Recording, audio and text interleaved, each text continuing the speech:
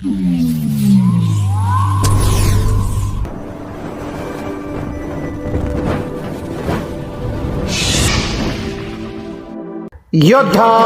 News Marathi. एटवडीमध्ये Shri रोकडोबा Maharaj यात्रा उत्सव उत्साहात संपन्न। माजी सरपंच दिलीप पवळे ठरले मानाच्या नारळाचे मानकरी। पुणे जिल्ह्यातील खेड तालुक्यातील आदर्श रेटोडी गाव येथे श्री रोकडोबा महाराजांचा वार्षिक यात्रा उत्सव मोठ्या उत्साहात आणि भक्तिमय वातावरणात संपन्न झाला। यात्रेचे विशेष आकर्षण असलेल्या मानाचा नारळ लिलावात यावर्षी गावचे माजी सरपंच श्री दिलीप गोपाळ पवळे यांनी लिलाव घेत मानाचा मानकरी होण्याचा बहुमान मिळवला आहे। विविध कार्यक्रमांची रेलचेल यात्रेनिमित्त गावामध्ये अध्यात्म आणि मनोरंजनाचा त्रिवेणी संगम पाहायला मिळाला। उत्सवाचे स्वरूप खालीलप्रमाणे राहिले। अखंड हरिनाम सप्ताह। गावात भक्तिमय वातावरण निर्माण करत हरिनामाचा गजर करण्यात आला। बैलगाडा शर्यत।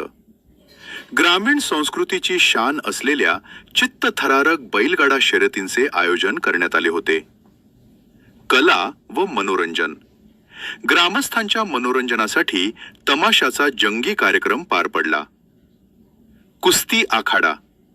गावातील तरुण पिढीला प्रोत्साहन देण्यासाठी मुला मुलींच्या कुस्त्यांचा भव्य आखाडा भरवण्यात आला होता, ज्यानं यात्रेची सांगता झाली। पारदर्शक कारभार आणि नारळाचा लिलाव। सालाबाद प्रमाणे यात्रेची सांगता झाल्यानंतर श्री रोकडोबा महाराजांच्या मंदिरामध्ये सर्व ग्रामस्थांची जाहीर सभा घेण्यात आली। या सभेमध्ये यात्रेचा संपूर्ण जमा खर्चाचा ताळेबंद ग्रामस्थांसमोर मांडण्यात आला। ही पारदर्शक पद्धत रेटवडी गावच्या एकीचं दर्शन घडवते। हिशोब वाचनानंतर यात्रेतील अत्यंत महत्त्वाचा विधी असलेल्या मानाच्या नारळाचा लिलाव पार पडला। यामध्ये माजी सरपंच श्री दिलीप गोपाळ पवळे यांनी सर्वाधिक बोली लावत हा मानाचा नारळ आपल्या नावे केला। मान्यवरांची उपस्थिती या प्रसंगी रेटवडी गावातील पंचायत समितीचे आजी माजी पदाधिकारी, विद्यमान सरपंच, उपसरपंच, ग्रामपंचायत सदस्य, विविध सहकारी संस्थांचे आजी माजी पदाधिकारी आणि मोठ्या संख्येनं ग्रामस्थ उपस्थित होते। कौतुकाचा वर्षाव।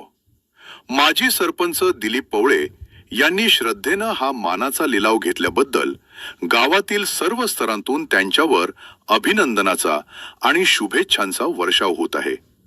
आदर्श गाव म्हणून ओळखल्या जाणाऱ्या रेटवडीनं आपली धार्मिक आणि सामाजिक परंपरा याही वर्षी अत्यंत शिस्तबद्ध पद्धतीनं जोपासली आहे। या बातमीचा आढावा घेतलाय आमचे योद्धा न्यूज मराठीचे उपसंपादक दत्तू भगत यांनी।